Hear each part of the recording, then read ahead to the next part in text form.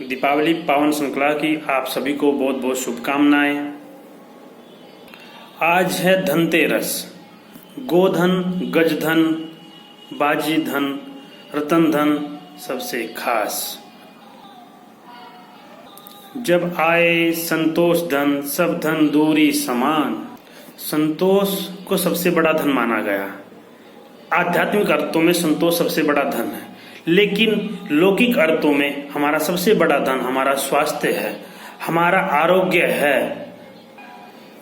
पहला सुख निरोगी काया, दूसरा सुख घर में माया, तीसरा सुख पद्मनी पत्नी, चौथा सुख आज्ञाकारी पुत्र। व्यक्ति को भौतिक जगत में 4 प्रकार के सुख माने गए हैं कि हमें ये 4 प्रकार के सुख जिसे मिलते हैं वह सुखी माना जाता है।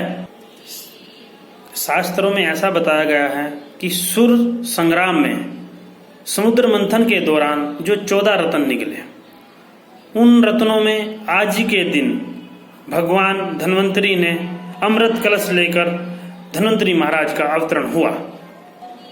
महर्षि धन्वंतरी आयुर्वेद के प्रणेता भी माने जाते हैं और यह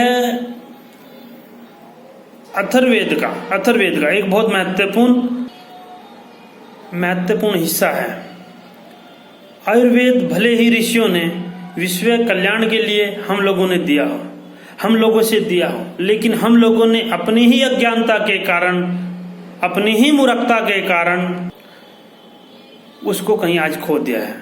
आज हम आयुर्वेद को भूल चुके हैं, लेकिन यह आज हमारे लिए एक सौभाग्य की भी बात है कि आज भारत सरकार ने आयुर्वेद और अपनी संस्कृति की ओर लौट चलने के लिए एक आयुष मंत्रालय की स्थापना करी कि दोबारा से हम अपनी चिकित्सा पद्धति पे जाएं, क्योंकि एलोपैथिक 200 साल 300 साल पुराना है।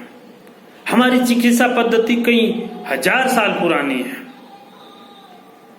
तो आज ही के दिन आयुष मंत्रालय में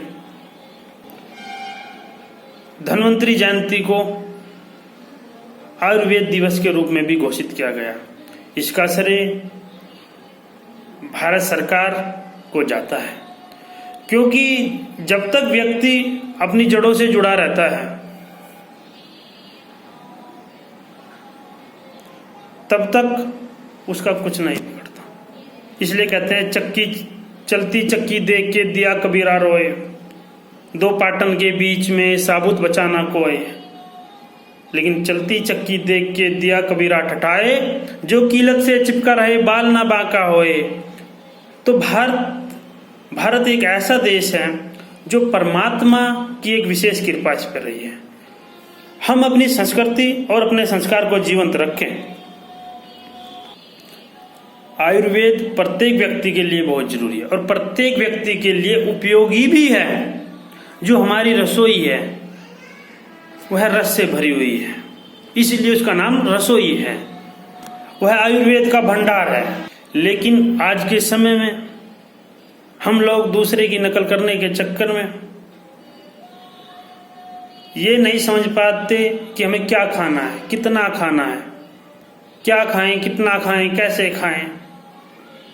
जब भी हम कोई 2 विषम चीजें खाएंगे तभी हमें व्याधि होगी। योग वशिष्ठ में भगवान वशिष्ठ कहते हैं राम को कि 2 प्रकार वशिष्ठ और शक्ति के बीच जब संवाद होता है तो कहते हैं कि जब व्यक्ति को 2 प्रकार की व्याधि होती है, एक आदि एक व्याधि। व्याधि जो शारीरिक रोग हैं, जितने भी हमारे शारीरिक रोग हैं वो सब व्याधि।